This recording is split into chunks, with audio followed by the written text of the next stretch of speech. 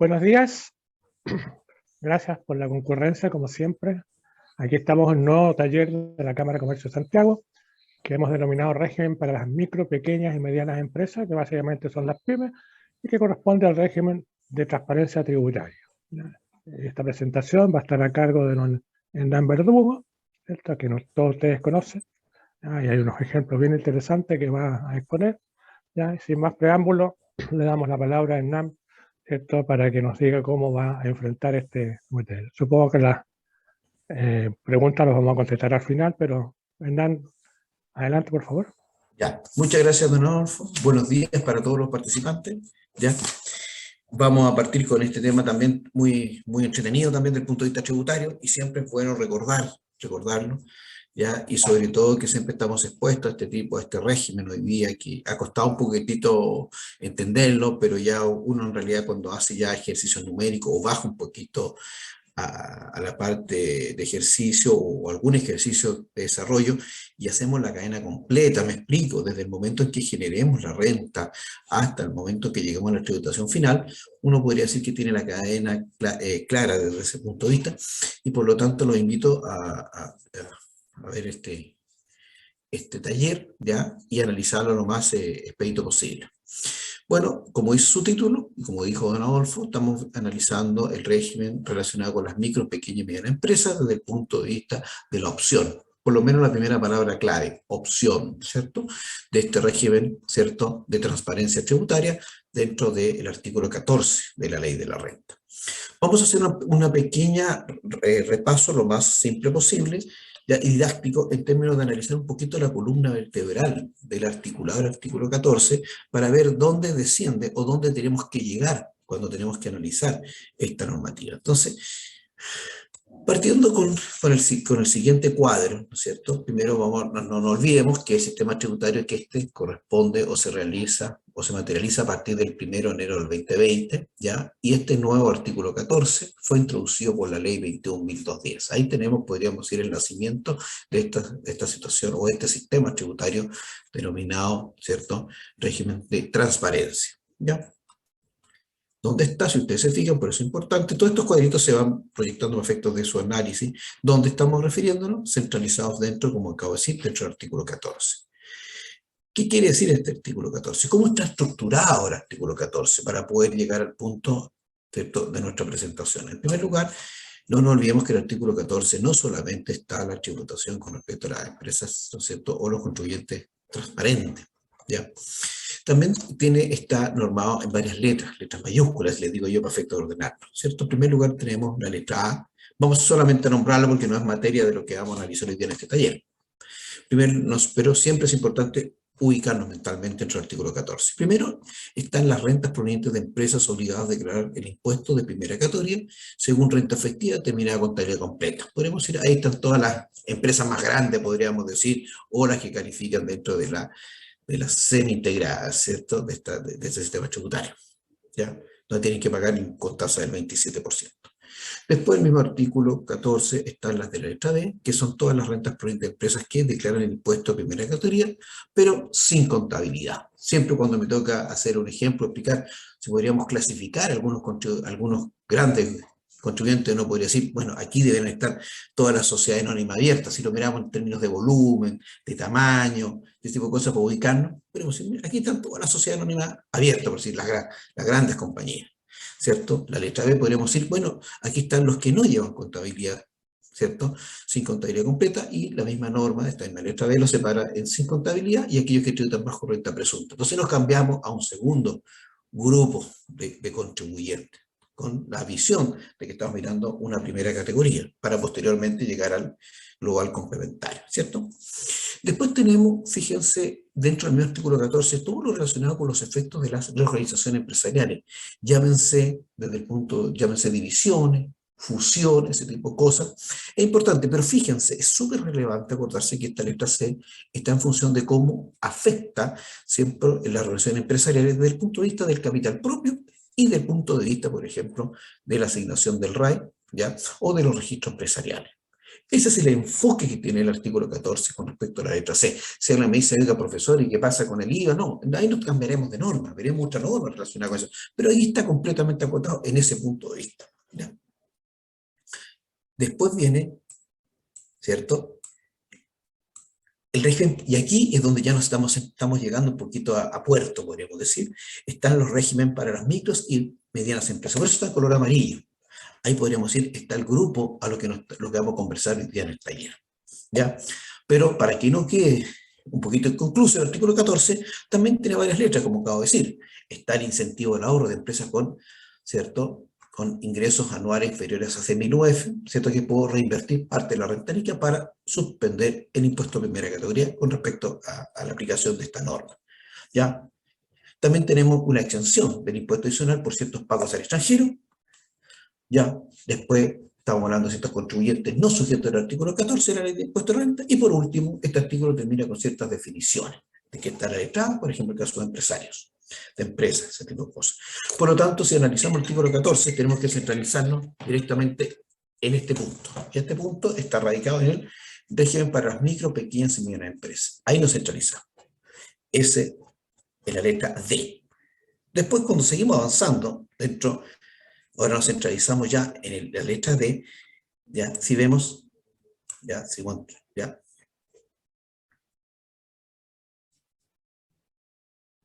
Disculpen, fíjense. Ya, ahora, si vemos dentro de la letra D, ¿cómo se subdivide la letra D también? Porque ¿dónde estamos? Porque podríamos decir, estamos dentro del concepto PYME. Entonces, dice, la letra D, dentro del artículo 14, habla del régimen para las micro, pequeñas y medianas empresas. Será aplicar un régimen especial para incentivar la inversión, capital de trabajo, liquidez de las pymes y denominado régimen ProPyme. ¿Ya? ¿Qué es lo que tenemos esta norma? El artículo 14 se descompone en primer lugar con el concepto de pyme, el número 1, después viene el acceso al financiamiento de las pymes, número 2, después cómo tributan las pymes, después cómo tributan los propietarios de estos contribuyentes calificados de pyme, después procedimiento para acogerse al régimen ProPyme, el traslado desde el régimen de una 14A a una 14 pyme, ya el retiro de exclusión cuando no cumplo las condiciones y me tengo que cambiar de sistema tributario o volver a lo mejor el 14A por algo ese motivo. Y aquí nuevamente el color amarillo que nos ilumina dice efectivamente, pero aquí está centralizado lo que estamos hablando. Por eso siempre decimos artículo 14 de número, ¿no es cierto?, la letra D, y nos centralizamos en las 14 de 8.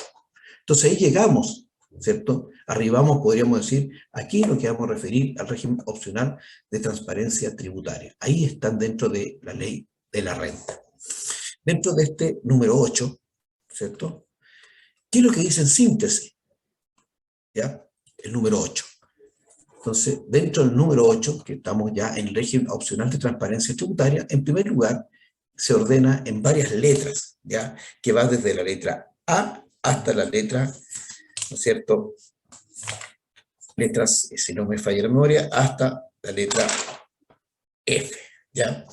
Entonces, cuando hablamos de la letra A, se refiere puntualmente a la tributación de las pymes en el régimen de transparencia tributaria, ¿ya? Tributación, ¿cómo después tributan los dueños, los propietarios de las pymes cogidas la transparencia tributaria? Acuérdense que lo que estos contribuyentes tributan de inmediato con la renta líquida imponible. Lo vamos a ver más adelante con un ejemplo que quede más clara la explicación, pero estos contribuyentes, ya, uno de los primeros grandes, ¿cierto?, beneficios que tienen es que no van a estar afectos al impuesto de primera categoría y de inmediato van a ir a las rentas como contribuyentes finales. ¿Me explico? Contribuyentes de global complementario o contribuyentes con el impuesto adicional. ¿Ya? ¿Ya? También tenemos la letra B, cómo el procedimiento para acogerse a la transparencia tributaria dentro de la letra C, después el traslado desde el régimen de la letra A de este artículo, ¿cierto?, o desde el régimen del número 3 de la letra D al régimen de transparencia tributaria. O sea, cómo voy a mutar o cómo voy a cambiar desde el otro régimen y cómo voy a llegar o cómo voy a, ¿no es cierto?, llegar, poder acogerme a este 14 transparente. ¿Ya? ¿Qué pasa si no cumplo? El retiro o exclusión del régimen de transparencia tributaria está dentro de la letra E de este mismo artículo. Y por último, como se puede le acabo de decir, concluye con la obligación de informar, ¿cierto? Informar y certificar cómo son las rentas. Uno podría decir puntualmente se centraliza cómo se comporta la caja, las declaraciones juradas que hay que hacer para efectos de la declaración de impuestos. Entonces, si uno analiza, aquí estamos, cómo llegamos al rayado de cancha y la columna vertebral del artículo 14. ¿Ya? Vamos entonces a analizar con conceptos vimos los conceptos bastante generales del orden. Veamos un poquitito qué es lo que significa realmente ser una pyme en términos, ¿cierto?, concretos, ¿cierto? En primer lugar, podemos decir que es un régimen opcional de transparencia tributaria. Por lo tanto, ya la primera palabra que siempre nos tiene que hacer un clic, ¿no es cierto?, es que tenemos una opción. Segundo, ¿cierto?, podríamos decir que las pymes podrán optar al régimen de transparencia tributaria. Y aquí tenemos el primer gran punto, ¿cierto? Tienen que ser, las pymes podrán optar, o sea, en definitiva, estamos diciendo que somos pymes, que podemos tener una tributación especial como transparente. Por lo tanto, tenemos que cumplir las condiciones de ser pyme, ¿cierto?, para poder tributar, ¿cierto? Y adicionalmente, a cumplir las condiciones como pyme, además tenemos que tener una estructura ad hoc, una estructura que la norma nos obliga a cumplir. ¿Cuál es? Tener contribuyentes, ¿cierto?, relacionados con los impuestos finales. Entonces, ¿cuáles son los requisitos? Primero, cumplir, como acabo de decir, los requisitos de ser calificado como pyme. ¿Se acuerdan? Los requisitos son, ¿no es cierto?, ventas hasta 75.000 UF, ¿no es cierto?, sus ingresos, ¿no es cierto?, parte de sus ingresos no pueden representar capitales mobiliarios o arrendamiento en algunos casos, ¿no es cierto?, cumpliendo esas condiciones. Sus propietarios deben ser contribuyentes de impuestos finales durante el ejercicio respectivo, aunque estén exentos de impuesto global complementario. ¿Ya? También la norma permite que el empresario individual deberá igualmente tributar con impuestos finales. O sea, el empresario individual en definitiva puede acogerse a una transparencia tributaria y de inmediato va a tener que hacer transparentes tributarios con sus impuestos personales. ¿Ya? ¿Qué es lo que significa ser pyme? Primero, como acabo de decir, quedarán liberados de impuestos de IDPC, en realidad, para hacerlo más práctico, liberados del impuesto de primera categoría, y sus propietarios se afectarán con impuestos finales. Gran punto que tiene que... Segundo, no deben, ¿cierto?, llevar contabilidad completa, practicar inventarios, confeccionar balances, aplicar depreciaciones, aplicar corrección monetaria, llevar los registros de rentas empresariales. ¿Ya? También deberán realizar un control de ingresos y egresos del registro electrónico de compra y venta, salvo en caso de que no se encuentren obligados, debiendo confeccionar un libro de ingresos y egresos. Deberán llevar un libro de caja que refleje cronológicamente el resumen diario del flujo de sus ingresos y egresos. ¿Ya?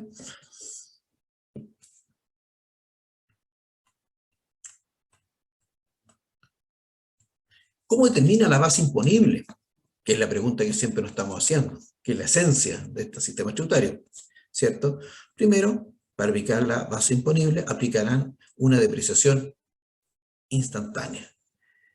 ¿Ya? Reconocerán como gastos las existencias, los gastos deben ser pagados y los ingresos percibidos.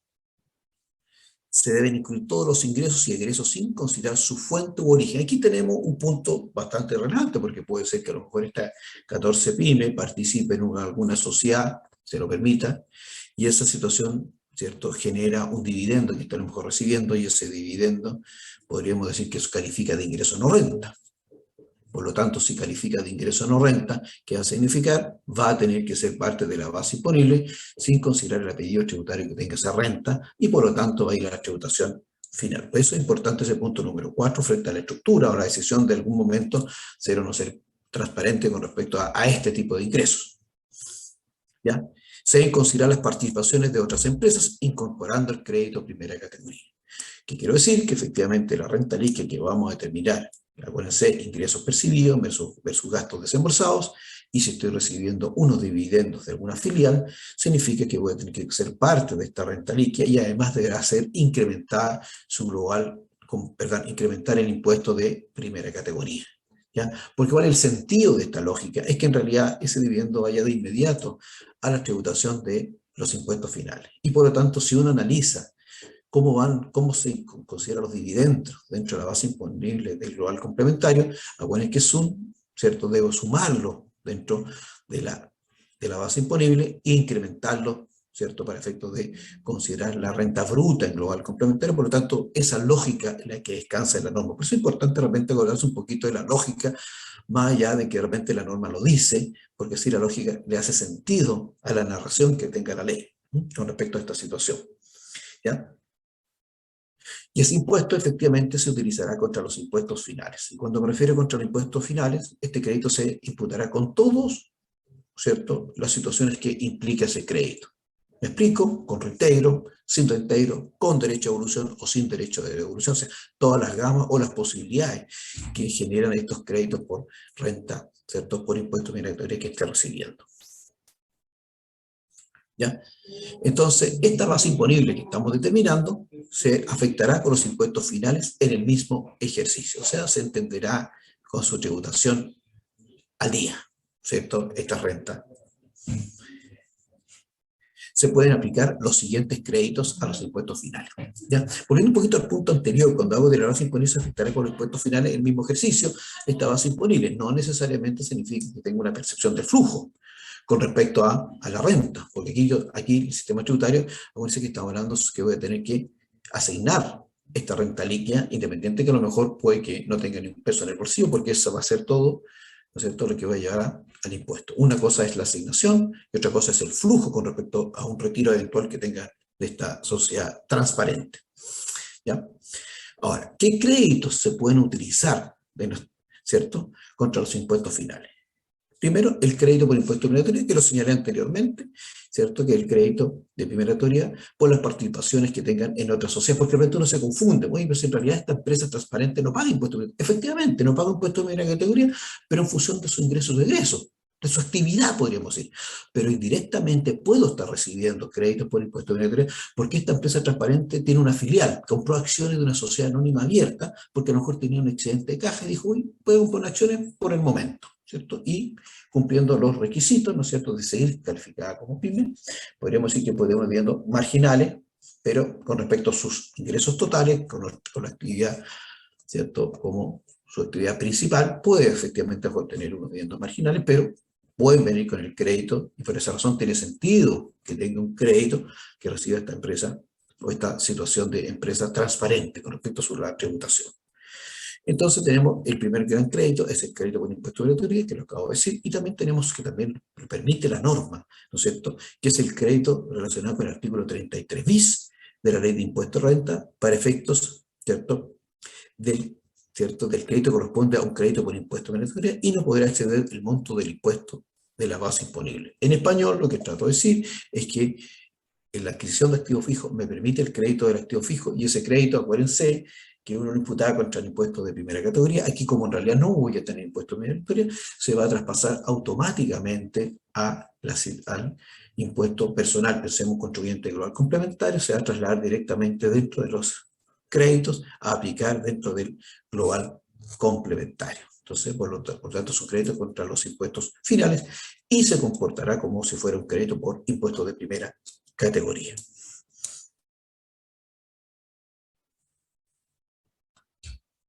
Seguimos dentro del artículo 14, seguimos dentro del D8. ¿Qué otras? Estamos viendo todas las características y las situaciones concretas que nos han enfrentado. Otro punto también relevante, que las pymes con ingresos que excedan los 50.000 UF y estén sometidos al régimen opcional de transparencia tributaria, determinarán un capital propio simplificado. ¿Ya?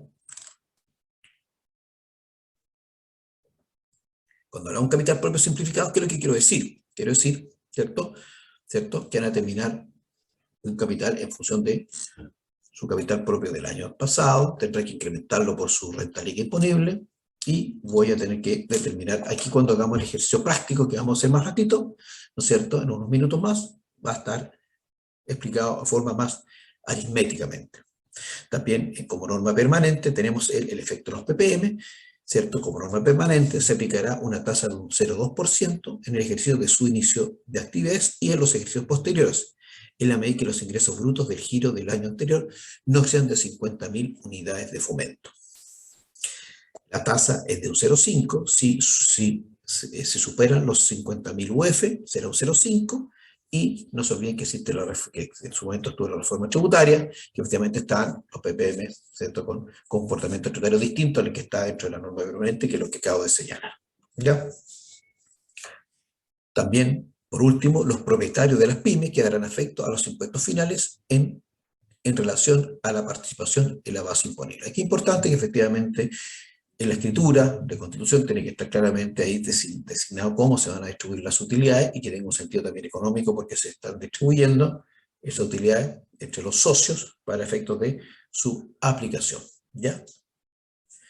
Para poder asignar esta rentabilidad imponible.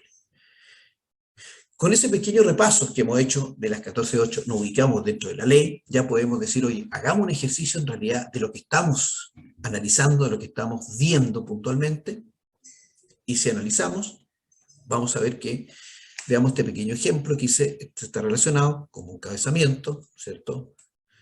Son rentas asignadas a los propietarios y o terceros ponientes de empresas sujetas al artículo 14, letra D, número 8 de la ley de impuestos a los rentas. Si ustedes fijan en esa pequeña narración, en este cuadro que tengo aquí al principio, está alineado o está relacionado directamente cuando uno está mirando, por ejemplo, el global complementario. Y así efectivamente lo considera, ¿cierto?, cuando uno se presenta a la declaración de impuestos.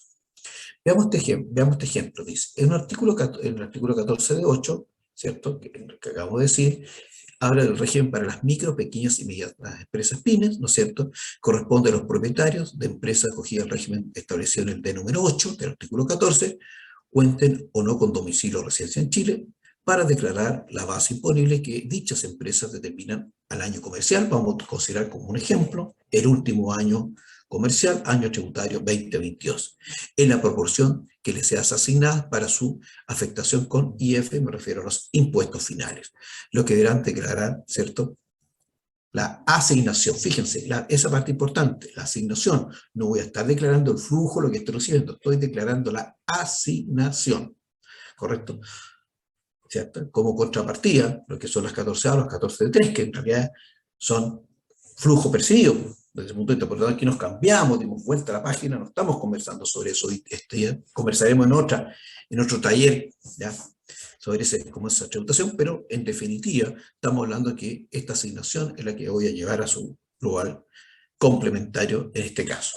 Y aquí vamos a hablar de un ejemplo. Un ejemplo siempre queda mucho más claro lo que hemos conversado, ¿cierto? Todo lo demás uno podría decir, mira, en realidad lo he escuchado, lo he visto, lo he leído. Si ustedes se toman unos minutos y leen el artículo 14, hizo un ordenamiento muy general, pero bastante claro, para que efectivamente uno tenga, ¿cierto?, medianamente ¿cierto?, el entendimiento del sistema tributario de las 14.8, puntualmente con efecto de transparencia. Ahora bajemos un poquito a los números, que a uno nos gusta de repente verlo y nos sentimos más seguros con números cuando uno ve el número y el concepto, ¿cierto? Por tanto, la primera parte que hemos visto son los conceptos.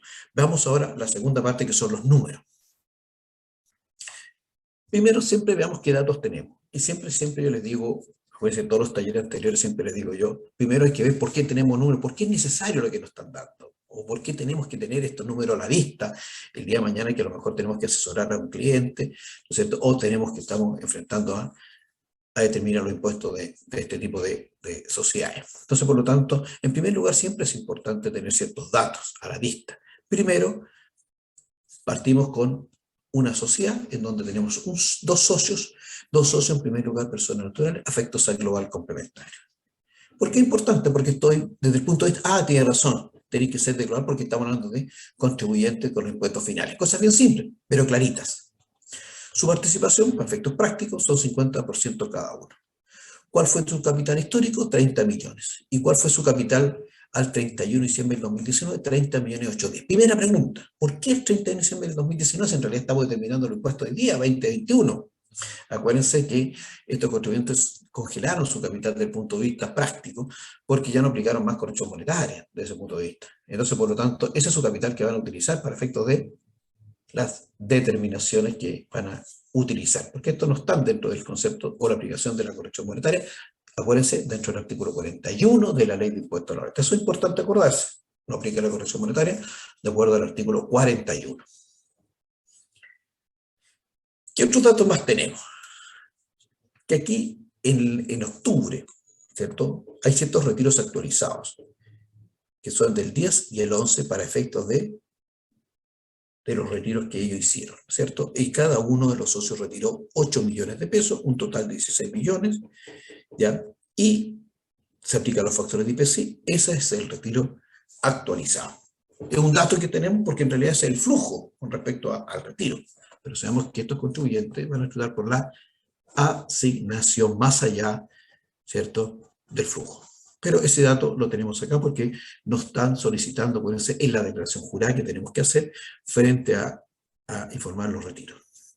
Posteriormente, otro punto que es también relevante, considerar los PPM. Entonces, podremos discutir o no discutir el día de mañana si tiene sentido o no tiene sentido desde el punto de vista del impuesto de primera categoría, pero acuérdense que esta sociedad no paga el impuesto de primera categoría. ¿Qué pasa con los PPM? ¿Cierto? Y los PPM indirectamente se van a traspasar a los contribuyentes finales, en este caso a los contribuyentes de global complementario, en el caso práctico que estamos viendo, ¿ya? Y actualizado desde esa posición. Entonces uno puede decir, oye, profesor, pero está como de repente contradiciendo, usted me acaba de decir que no aplica corrección monetaria, pero la corrección monetaria de acuerdo al artículo 14, perdón, disculpe, con respecto al artículo 41, la corrección de los PPM, ¿no es cierto?, no están dentro del artículo 41, por lo tanto los PPM sí o sí se van a utilizar con respecto a su reajustabilidad. Por lo tanto, un punto relevante de esta situación es que en este caso sí utilizaremos la corrección monetaria. Entonces tenemos la participación en función del capital, los retiros en función del flujo y ciertos PPM que se pagaron, ¿cierto?, aquí en octubre y noviembre del 2021. ¿Ya?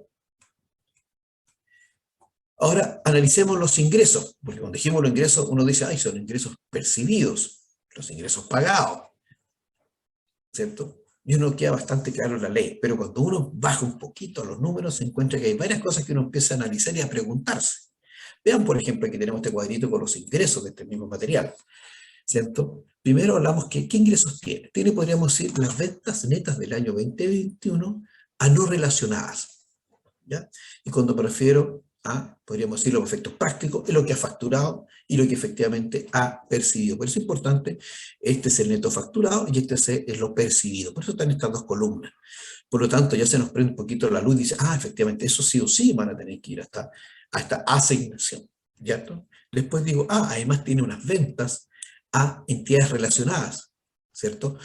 A una ProPyme, pero que tributa de acuerdo al 14 de 3. Y por lo tanto facturó 8 millones, pero no ha percibido. Podríamos decir, se devengaron 8 millones, pero no están percibidos.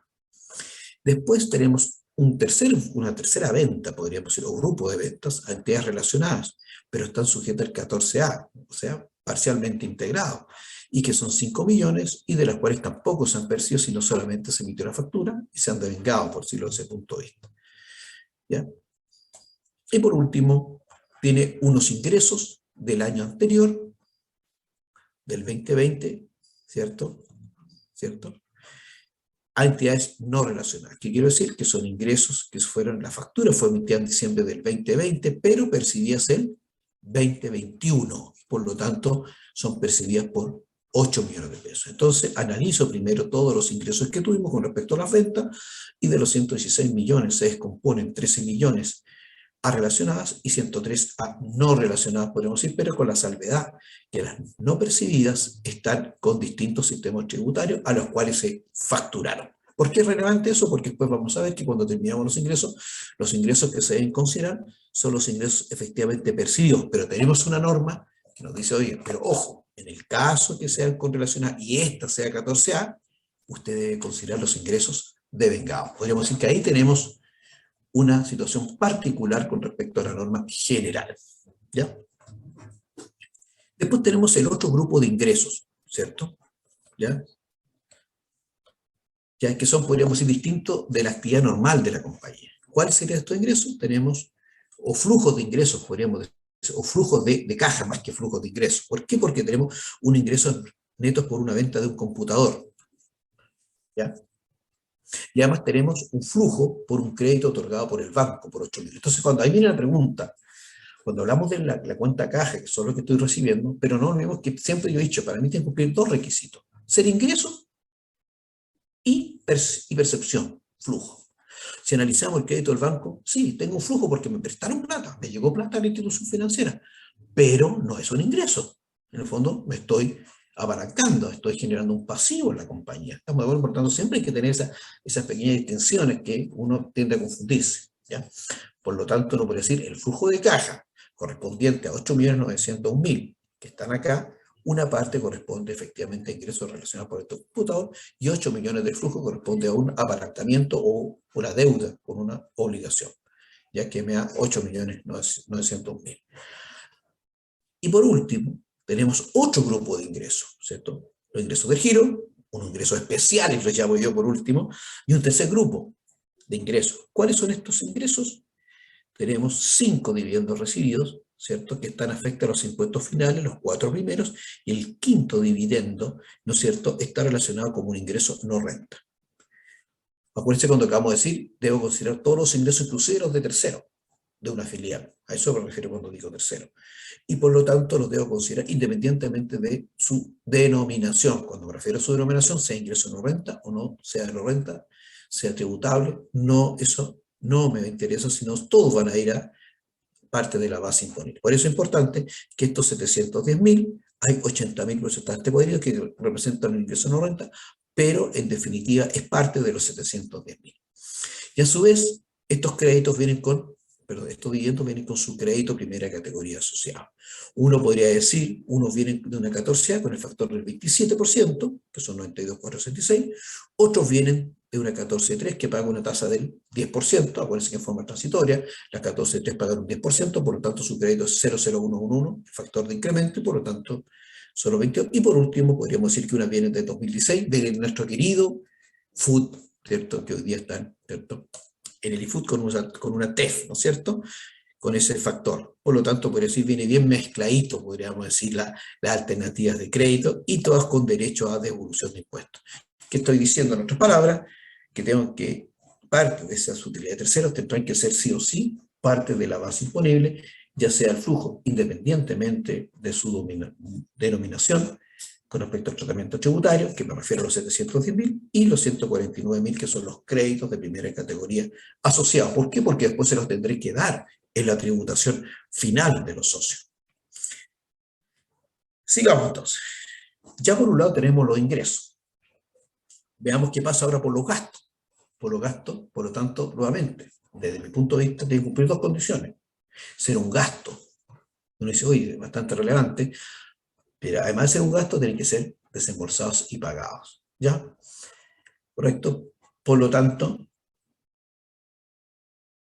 si vemos lo siguiente, uno podría decir, mire, aquí tenemos las compras netas de existencia del 2021, fueron 26 millones, adeudo 4 millones, por lo tanto me quedan 22 millones efectivamente lo pagado. Después, la compra neta de una camioneta de reparto nueva adquirida en septiembre del 2021 por 8 millones de pesos. Acuérdense que el activo fijo tiene una depreciación instantánea, sería de inmediato gasto en la medida que esté pagado. Después tengo las remuneraciones, una parte está adeudada y otra parte está pagada. Siempre estoy como fecha focal al 31 de diciembre. Un horario del ejercicio, monto bruto, ¿no es cierto? Una parte endeudada y la otra parte en gasto, ¿ya?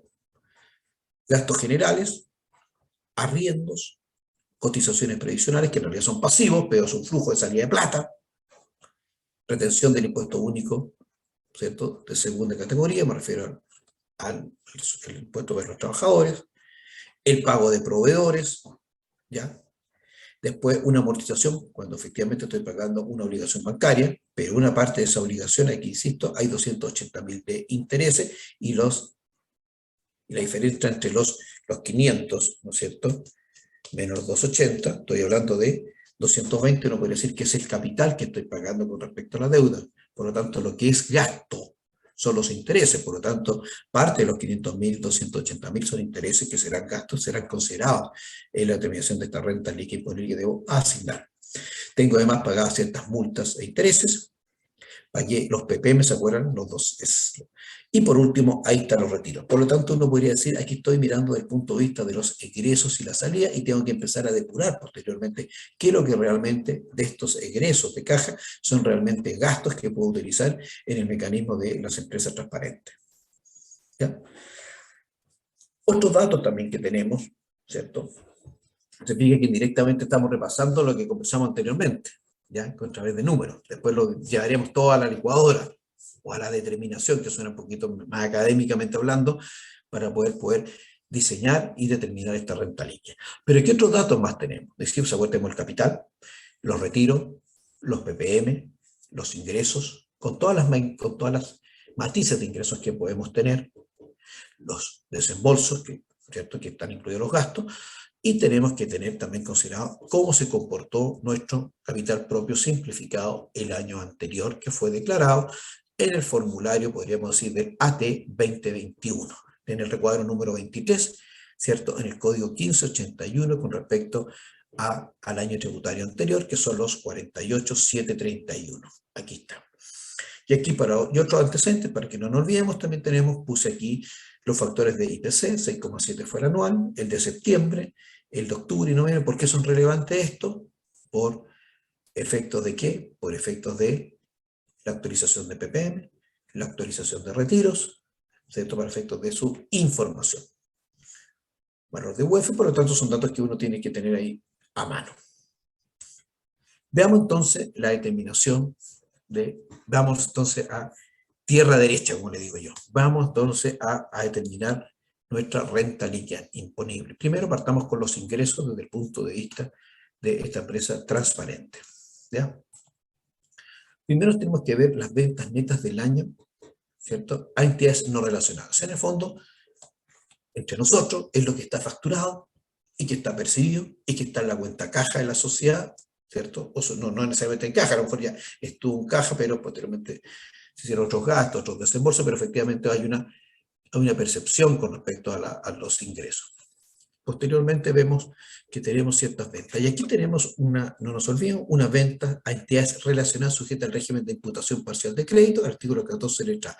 Pero acuérdense que esta era devengada. Por lo tanto, aquí tenemos un caso especial de la norma general, que pueden tener ingresos que efectivamente no estén percibidos en la medida que sean con empresas relacionadas y sean 14A. ¿Cierto? Y acuérdense que nos faltaba también sumar los ingresos que serán del año pasado, pero que no se percibieron, y este año, ¿cierto? Al año siguiente, que el año 2021, se entienden percibidos. Lo que nos da un total, podríamos decir, de ingresos del giro de 108 millones, disculpen, de ingresos. ¿Ya? Primer grupo de ingresos. Ahí es el número el que tenemos que ir a buscar. Después, bueno, ¿qué otros ingresos más tenemos? Tenemos un ingreso especial, ¿se acuerdan? Que teníamos dos, en términos, siempre me equivoco, yo hasta mismo también lo digo mal, digo, tenemos ciertos ingresos de caja que representan ingresos. Aquí lo dije bien. Frente a eso, podríamos decir que esos ingresos son los ingresos que son por el computador que vendió esta compañía, los 901.125. ¿Ya? Ahí tenemos esos ingresos. Y ahora vemos las utilidades de tercero. ¿Cuáles son las utilidades de tercero? Aquí los dividendos. ¿Se acuerdan que tuvimos 5 dividendos? Y de los 4 primeros afecto los impuestos finales y un cuarto dividendo que calificó de ingreso no renta. ¿Cuántos son? 80.000. Pero independientemente de eso, 710.000 es parte de la base imponible para efectos de su tributación. ¿Ya? Sobre eso, ¿qué tenemos?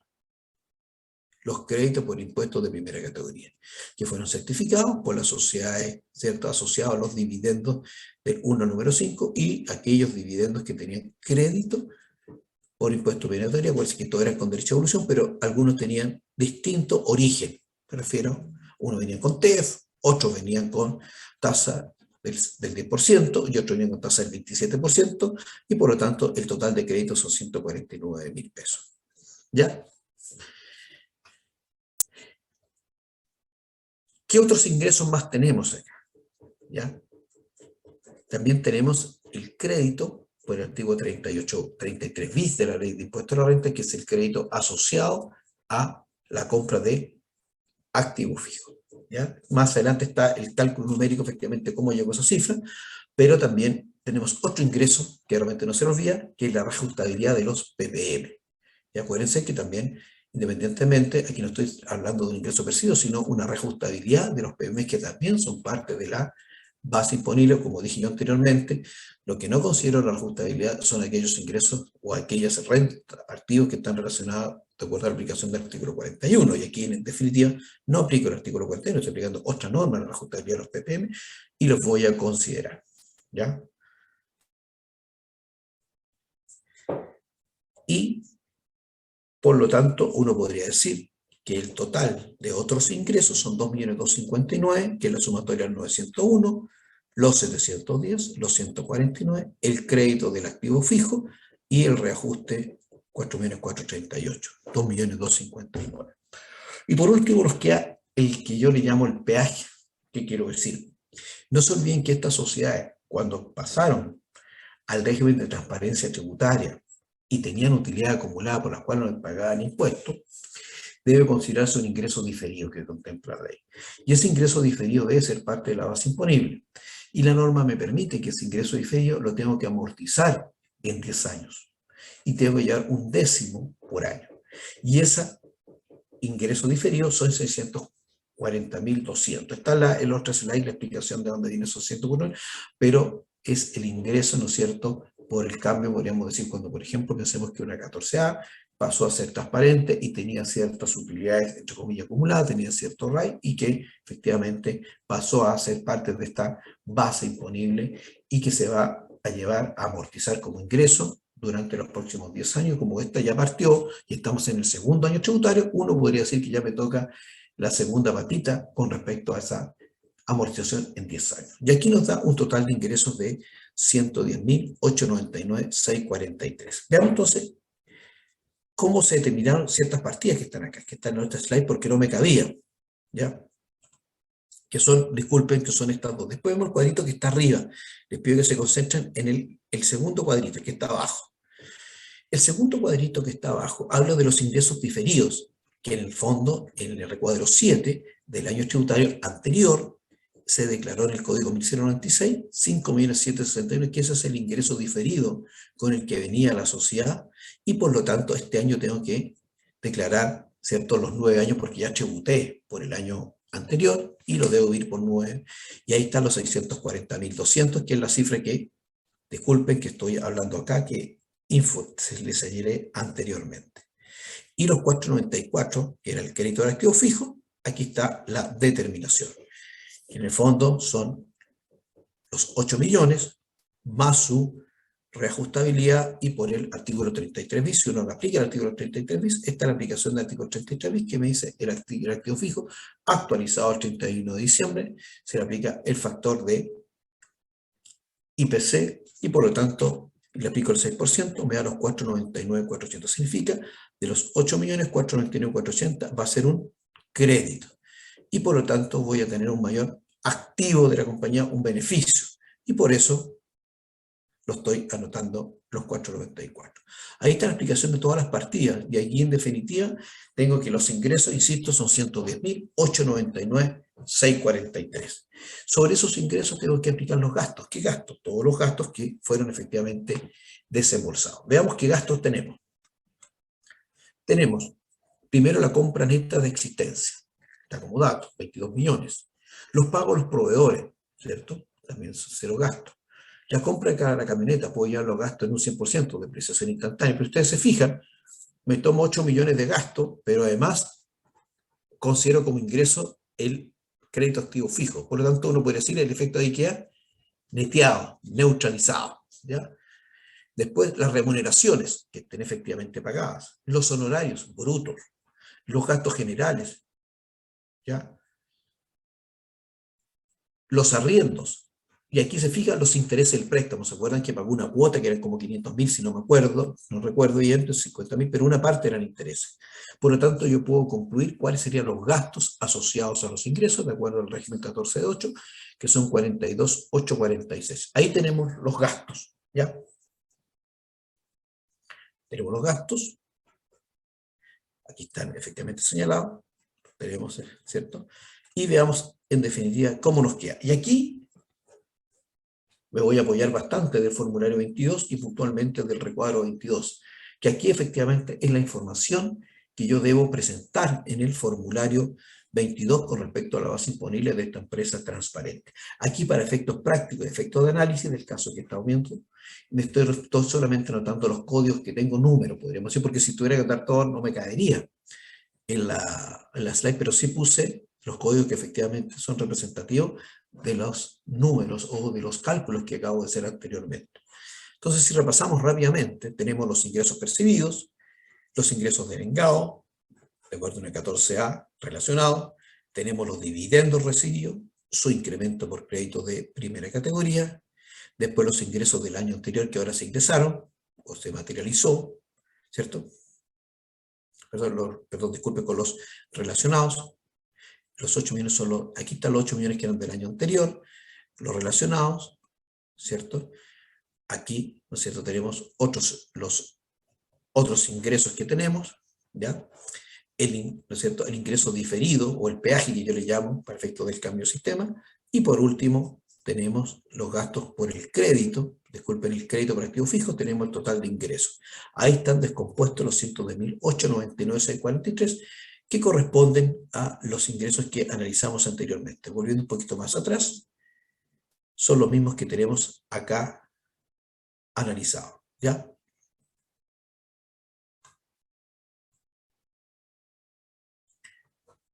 Ya. Acuérdense que dentro de estos ingresos, ¿cuáles están aquí?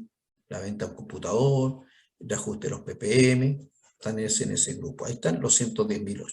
Después, bueno, los gastos que tenemos, la existencia, ¿cierto? Los insumos, las remuneraciones, los honorarios, ¿cierto? El activo fijo, los arriendos pagados, los intereses, ¿cierto?, de la deuda, ¿ya? Y tenemos otros ingresos, ¿ya?, que son los 42.846.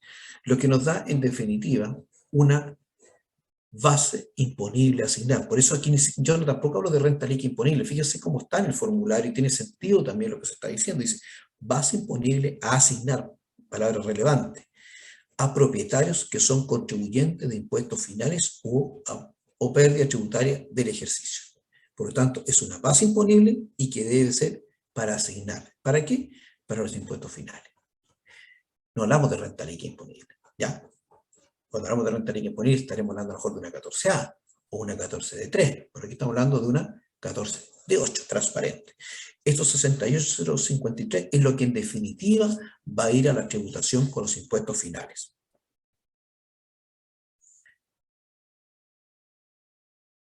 Veamos entonces. ¿Qué otro dato tenemos que es importante? Ya tenemos la base imponible a asignar, pero aquí también me quiero descansar un poquitito en el capital propio simplificado. Estas sociedades también tener que determinar un capital propio simplificado, ¿ya? Por eso es capital propio simplificado, pero cuando las empresas sujetas al régimen de transparencia contiene el artículo 14.8, no se encuentra obligado a tener un capital, no se encuentra obligado a tener un capital propio tributario, salvo que sus ingresos sean mayores a 50.000 UF. Para efectos prácticos de lo que estamos realizando, lo que estamos haciendo, determinamos el capital propio simplificado para efectos de comprensión y de entendimiento, ¿ya? ¿Cómo determinamos este capital propio simplificado de estas compañías? Este capital propio simplificado va a estar dado por con el que yo partí. Acuérdense que fue un dato que yo di, los 48.731, si yo un poquitito atrás, lo más rápido posible. Dentro de los datos aquí de repente uno lo ve, capital, ¿cierto?, que se informó el año pasado, 48.731. Aquí está informado ese capital propio simplificado con respecto al año anterior, ¿ya? Volviendo al material, ¿no es cierto? ¿Cierto? Estamos acá, veamos, anotamos el capital propio simplificado al inicio del ejercicio. Sobre ese capital determino la base imponible, se acuerdan los 68.053, que es los ingresos menos los gastos, de acuerdo a la metodología de la tributación de la transparente, y después digo, bueno, de ese capital con el que yo partí, ¿qué es lo que lo incrementé en lo que gané? Voy a decir, bueno, ¿qué es lo que tengo que empezar a disminuir? Los flujos o las salidas de plata de la compañía, ¿cierto? Y aquí pasa a ser relevante, ¿no es cierto?, qué cosas, ¿no es cierto?, están dentro del capital, pero en definitiva no lo incrementaron. Están dentro de la rentabilidad, pero que no me incrementaron el capital de la sociedad. Y por eso uno podría decir, bueno, el crédito por impuesto de primera categoría. Sí, lo consideré dentro de la base imponible, pero es un crédito para los socios, por lo tanto no es un mayor patrimonio de la sociedad, en términos del capital propio simplificado. Por eso lo resto. Tiene sentido. Después digo, bueno, sobre ese patrimonio también usted reste los retiros, claro, efectivamente, porque el patrimonio, ¿no es cierto?, tiene que considerar la disminución por los retiros. Y aquí fíjense, a valores históricos. ¿Por qué? Porque no aplica la corrección monetaria de acuerdo al artículo 41. ¿Ya? Después, descuento las multas fiscales, ¿cierto? Porque en realidad hay un flujo, hay una salida, hay un desembolso que efectivamente está saliendo de la compañía. Por lo tanto, descuento el impuesto. Después descuento también el ingreso diferido. También tiene sentido que lo descuente. ¿Por qué? Porque si uno analiza la lógica de todo este sistema, me está diciendo, bueno, usted lo consideró los 68. Por lo tanto, lo tengo una vez. Pero ya viene incluido dentro del patrimonio inicial o del capital propio simplificado inicial. Por lo tanto, aquí ya estaría dos veces. Por lo tanto, lo estaría duplicando. Por eso tengo que neutralizarlo y resto el ingreso diferido. Y por último, resto el crédito del activo fijo porque no es una mayor, en definitiva, una mayor renta líquida. Y me da mi capital propio simplificado para efectos de informarlo al Servicio de Impuestos Internos, ¿cierto? Entonces, ciertos puntos para recordar. El ingreso diferido no representa un incremento patrimonial, solo un aumento de la RLI. Acordarse. Las multas representan una disminución de capital, por lo tanto, un flujo de pago, por eso están restados. El artículo 38 bis de la ley no representa un ajuste de la RLI, representa un crédito para impuestos de global complementario. ¿Ya? Por lo tanto, son los puntos para acordarse para poder determinar bien el capital propio simplificado de estos contribuyentes. Pero eso nos lleva de la mano, ¿qué cosa? Nos lleva de la mano que tenemos que determinar el recuadro 23. Y cuando hablamos del recuadro 23, estamos hablando del régimen de transparencia tributaria de las 14 de 8. ¿Cierto? Y aquí lo tenemos efectivamente determinado. Insisto, puse los códigos que efectivamente son más que estamos considerando para efectos del análisis. Si ustedes se fijan, capital propio simplificado con su código al lado, la base imponible, disminuye los retiros, disminuye el ingreso diferido, disminuye, ¿cierto?, partidas o gastos no aceptados, que eran las multas en este caso, el crédito activo fijo, ¿ya? Y el crédito, ¿cierto?, por participaciones en otras sociedades. Por lo tanto, ahí tengo mi capital propio tributario simplificado de los 99.360.053, ¿ya? Y aquí repito nuevamente que va a ser obligatorio, ¿no es cierto?, a la medida que sus ingresos superen las 50.000 UF, ¿ya? Pero para efectos prácticos de desarrollo, estamos haciéndolo para efectos de pedagógico o para efectos de entendimiento de lo que estamos diciendo, ¿ya?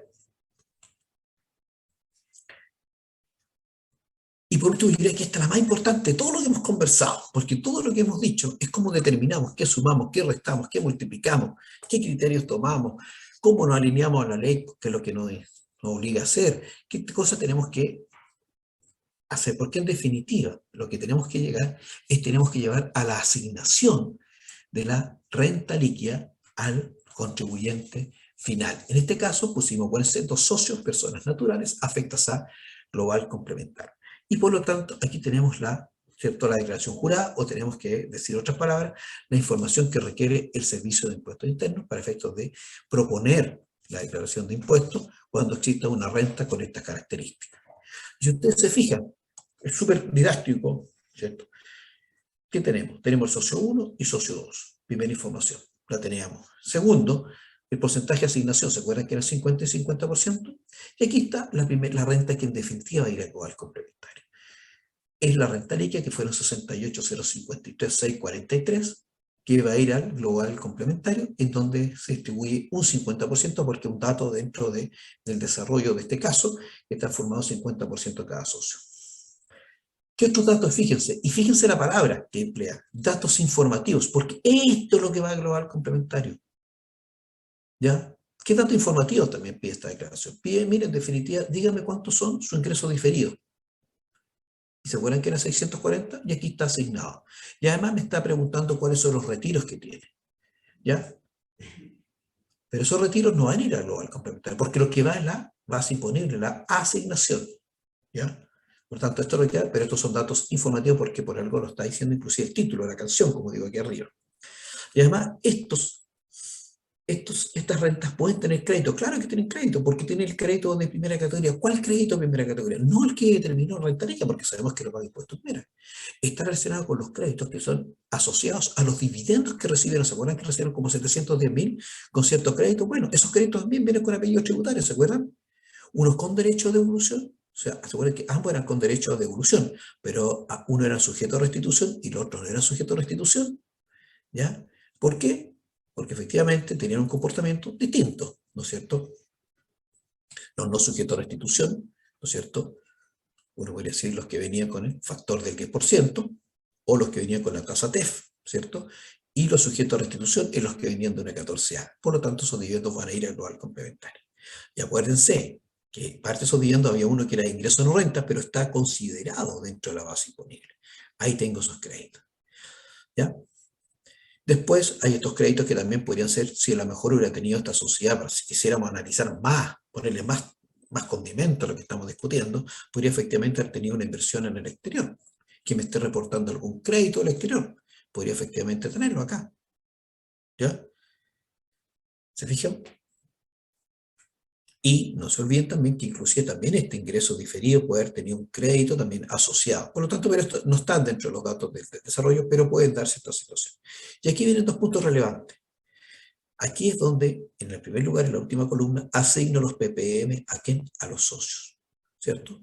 Pagué los ppm actualizados, perdón, 274, que se representa el 50% cada socio para ir a su tributación en global complementario, y aquí le estoy asignando parte del crédito por, ¿cierto? El crédito del artículo 33 bis que va a los socios, ¿ya?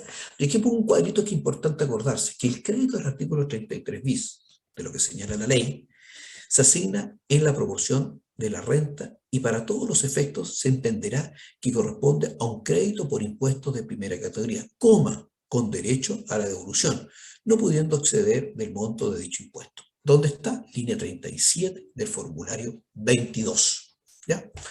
Entonces, todo esto lo que hicimos, este taller que hemos hecho, es para llegar al plato de fondo.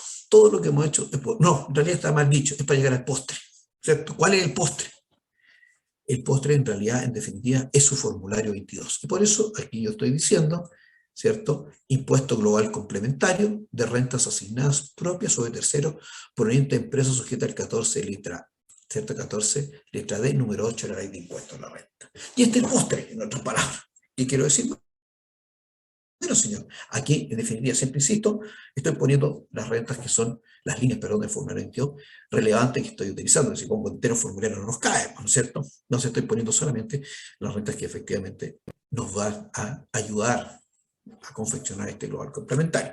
Si ustedes se fijan, aquí estoy declarando la renta relacionada con la asignación, que es los 34.000, que está de la mano de esta declaración jurada que estamos haciendo y que efectivamente va a ir a su global complementario. Se fijan los 34, los 28, los 46, los 247 y los 137. Todos esos datos, en definitiva, alimentamos la base de datos del servicio para que nos proponga una creación de impuestos. Pero independientemente de eso, todo esto, para poder hacer esto, tenemos que hacer toda la metodología que le acabo de explicar a ustedes de la determinación para poder llegar a hacer bien la creación jurada y por ende proponernos el servicio impuesto de la declaración de impuestos. Si volvemos un poquito a la declaración, aquí está la base imponible con los créditos. Acuérdense que ambos eran con derecho a devolución, pero uno con reintegro, sin reintegro. Subtotal, los 34 millones, base imponible 34 millones y fracción, calculo el impuesto, y aquí, fíjense, tengo el reintegro. ¿Por qué tengo reintegro? Porque parte de los dividendos que recibí la filial es con reintegro. ¿Cuántos son?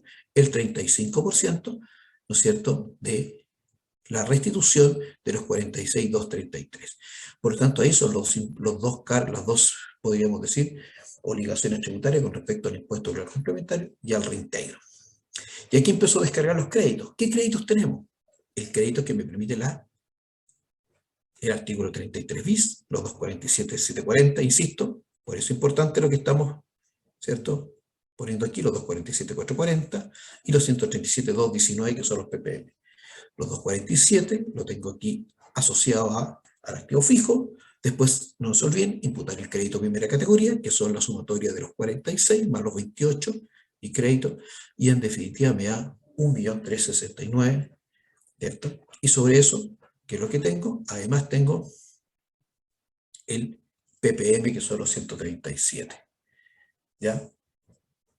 Para grabar el impuesto, ¿cierto? Que son los PPM que yo asigné al contribuyente, ¿ya? Y creo que esta es la última, por lo tanto, este es el camino final, o este es el postre, como le digo yo, el global complementario, frente a esta determinación. Bueno, ¿voy a dejar de compartir voy a dejar de compartir? Donador.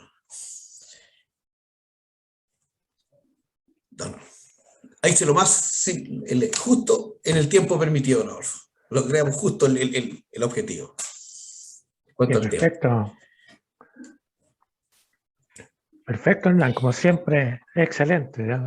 Y como vemos, los ejercicios o los números, en definitiva, dicen mucho, digamos, ¿ya? No, y no hace sentido porque porque la teoría, en definitiva, ¿ya? Claro, la teoría de repente nos deja como muy arriba, y bajando los números como que buscamos el equilibrio entre lo que dice nuestro legislador versus los números. Yo creo que ahí uno logra efectivamente entender esto sin necesariamente ser tan estudioso, sino entender la lógica. Después iremos a algún detalle en particular y ahí podríamos ir a la segunda derivada o al oficio, cosas así. Exactamente. ¿Ya? Por ejemplo, uno podría decir, oye, ya sé 14.8, ¿y cómo operará, no sé, un término de giro, una disminución de capital? Pero siempre digo, esa es la segunda derivada, si no sé partir o entender la ley, cómo en definitiva es la estructura, o cómo debo tributar. Entonces ahí viene la segunda derivada, el autoestudio, todo ese tipo de cosas. Pero mucha que ayuda cuando uno lo entiende de esta forma. Que los números mandan. Los números mandan, y no hace sentido. Absolutamente. No sé si hay preguntas, Hernán. Sí, nos parece que veo en el chat. Por favor, los participantes, si nos pueden contestar esta pequeña encuesta, para nosotros es siempre muy útil. Es muy útil, sí. ¿Ya? Así que, por favor, des un minutito nomás y la pueden contestar. Gracias. ¿Hay preguntas, Nan? Porque yo no veo aquí en el chat. O fue muy claro, ¿no, Adolfo? Bueno, como siempre. No, pero es un sistema que va a ir evolucionando. Sí, yo creo que la reforma tributaria, en mi opinión, no creo que vaya a hacer grandes cambios, por ejemplo, en esta tributación, en mi opinión. Yo creo que el D8 no, digamos, la tributación va a estar por otro lado. Sí, yo estoy la tributación yo creo que va a ir más por el complementario, va a ir más por, a lo mejor, el famoso impuesto a la riqueza, claro, y otras cosas adicionales, digamos. Claro, la desintegración del sistema, ya, por ahí están. Claro, pero ahí podríamos ir por otras normas, pero esta yo creo que va a mantener, puede que tenga. A la pyme, ¿cierto? El D8, en definitiva, yo no veo que vayan a hacer demasiados cambios, digamos, por decir, yo no veo que vayan a hacer cambios, esa es la verdad. La verdad, efectivamente. ¿Vio si en el chat tenemos algo? Yo no veo en el chat alguna pregunta. No hay ninguna pregunta, no. Bastante claro. Ahora, el material importante decirle que va a estar a disposición en la cámara para que lo puedan revisar, y cualquier cosa, cualquier número, ya, bienvenido sea, y cualquier aporte siempre. Lo pueden revisar a través de la cámara, o también esto queda grabado y está en YouTube. Claro. ¿Ya? Así que, bueno, yo creo que se ha cumplido con el objetivo, como siempre. Que hayan entendido el tema. Exactamente. ¿Ya? Por supuesto, si por ahí hay inquietudes, si las mandan, encantado de poderlas resolver, digamos. Sí. ¿Ya? Hay dos preguntas, hay dos ahí en el chat, pero son de agradecimiento. Son de agradecimiento. Gracias a todos. Yo diría muchas gracias para para Hernán, digo, Ya, no, tremendo. por su participación, como siempre, digo. ¿Ya? Bueno, estaremos hasta una otra oportunidad, como siempre, ¿cierto? Ya les informaremos oportunamente cuál va a ser el tema que vamos a tocar en el próximo taller, que sería el mes de julio. Ya les podría adelantar que probablemente lo que vamos a tocar es el proyecto de ley que ya fue aprobado por el Congreso y que se refiere a básicamente una apertura importante de las cuentas corrientes para información al Servicio de Impuestos Internos. ¿Ya? Que no deja de ser un tema súper importante, en que las instituciones bancarias y las reguladas, en definitiva, ya por el mercado de valores, van a tener que informar periódicamente al Servicio de Impuestos Internos ya el comportamiento de los saldos y depósitos, etcétera, que se estén efectuando en las cuentas corrientes. La 1500 UF, claro. Y otros valores, digamos, ya, porque claro, es bastante importante, digamos. Ya no es solamente, ¿cómo se llama?, lo que corresponde a las cuentas corrientes, digamos, sino que también están los depósitos, los vales vistas, las cuentas de ahorro, etcétera, digamos. ¿Ya? Así que es un tema que viene, porque es un proyecto que ya fue aprobado por el Congreso y falta su publicación en el Diario Oficial. Nada más. En cualquier momento. En cualquier momento. Exacto. Bien. Listo, ¿no? Estamos, Hernán. Hasta la próxima. Muchas gracias a todos. Chao a todos. Siempre. Hasta luego.